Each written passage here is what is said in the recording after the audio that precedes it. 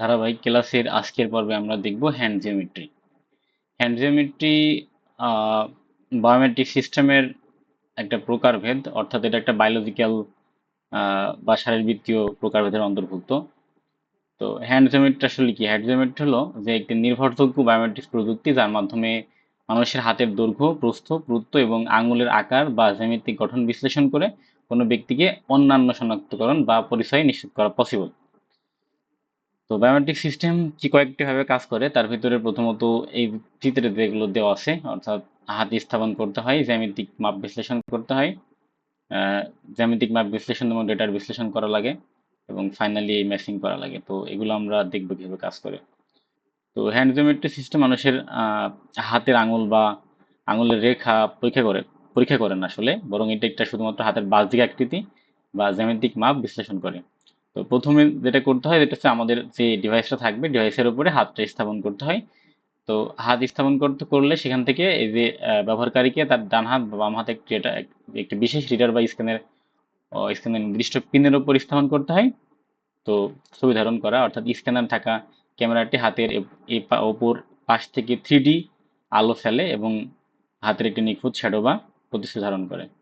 জ্যামিতিক মাপ বিশ্লেষণ, সফটওয়্যারটি হাতের প্রায় 90টিরও বেশি পয়েন্ট বা মাপ বিশ্লেষণ করে, এবং যেমন আঙুলের দৈর্ঘ্য, প্রস্থ, আঙুলের মধ্যবর্তী দূরত্ব, আঙুলের তালুর চওড়া ভাব এবং মানুষের পুরুত্ব বা হাতের পুরুত্ব বা মোটা।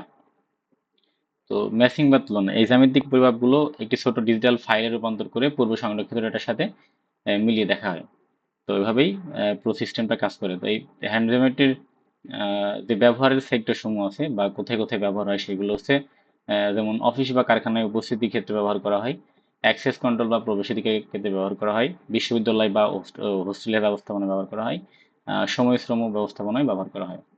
তো এরও কিছু সুবিধা এবং অসুবিধা আছে। সুবিধাগুলো হলো হচ্ছে সহজে দ্রুত হয়। এই পদ্ধতি ডেটা প্রসেস করতে এবং ব্যক্তি শনাক্ত করতে খুব কম সময়ের মধ্যেই করে ফেলতে দেয়। তারপরে পরিবেশগত প্রভাব, তো আঙুলের সামান্য ময়লা, তেল বা দাগ থাকলে ফিঙ্গারপ্রিন্টের ক্ষেত্রে এর কাজ নাও করতে পারে। তো কিন্তু হ্যান্ড জ্যামিতি হাতের শুধুমাত্র আকৃতি দেখা যায়, তো যার ফলে হাতে ময়লা বা দাগ থাকলে কোনো সমস্যা হওয়ার কথা না। এটা একটা সুবিধা। এরপরে আছে যে কম মেমোরির প্রয়োজন হয়, অর্থাৎ হাতের এক জ্যামিতি মাপের ডেটা সাইজ মাত্র 9 থেকে 10 বাইটের মধ্যে হয়ে থাকে, ফলে বিশাল ডেটাবেজে মেনটেন করার দরকার পড়ে না। এটা একটা সুবিধা।